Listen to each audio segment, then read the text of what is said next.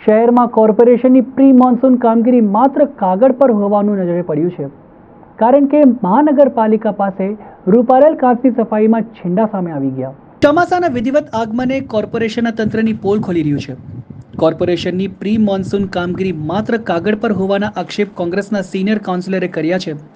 લાખો રૂપિયા ખર્ચી મશીન મંગાવી કાંસોની સફાઈ કરી હતી, પરંતુ કાંસોની સફાઈ બાદ પણ ગંદકી યથાવત છે. મહાનગરપાલિકા પાસે રૂપારેલ કાચની સફાઈમાં છેંડા સામે આવી ગયા. થોડા દિવસ અગાઉ ટ્રેનિંગ કમિટીના ચેરમેન તથા અધિકારીઓ સાથે રહી નવા મશીનની કામગીરી કરતા નજરે પણ પડ્યા હતા. ત્યારે એવું લાગતું હતું કે આ વર્ષે વરસાદી કાચની સંપૂર્ણપણે સફાઈ થઈ જશે. જો કે સફાઈ તો થઈ નથી, પણ શું આ સફાઈ કેટલીક ક્ષતિઓ દેખાઈ રહી છે એવું કોંગ્રેસના સિનિયર કાઉન્સિલરે આક્ષેપ કર્યા છે.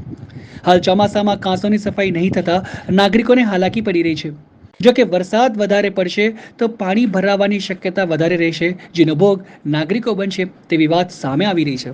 પવનના કારણે ઉડીને કચરો આમાં કાંસમાં ગયો હોય અને કેટલોક કચરો પાણીને લીધે તણાઈને પણ કાંસમાં આવ્યો હોય, અને જે આ તરતો કચરો દેખાઈ રહ્યો છે, તો જેવી મને આપ દ્વારા જાણ કરવામાં આવી તો મેં અધિકારીશ્રી સાથે વાત પણ કરી છે, અને એમના દ્વારા આ જે ફ્લોટિંગ કરતો જે કચરો છે, અત્યારે જે તરતો કચરો જણાઈ રહ્યો છે એની ચોક્કસ સફાઈ કરવામાં આવશે અને એને ઉપરથી લઈ લેવામાં આવશે. થોડા 15-20 દિવસ પહેલાં ફ્લોટર મશીન દ્વારા અંદરથી માટી અને કાદવ કાઢી અને એની અંદરનું પાણીનું જ્યારે વરસાદનું પડવાના કારણે જો પાણીની આવક વધે છે તો ત્યારે આ પાણીનું સ્મૂધ રનિંગ રહે, પાણી વહેતું રહે, એના માટેની પર્ટિક્યુલરલી જે કરવામાં થતી હોય છે એ બધી સફાઈ કામગીરી કરી દેવામાં આવી છે. અને આ તરતો કચરો જે છે એની પણ સફાઈ આજકાલમાં એમના દ્વારા અધિકારી દ્વારા હાથ પર લેવામાં આવશે.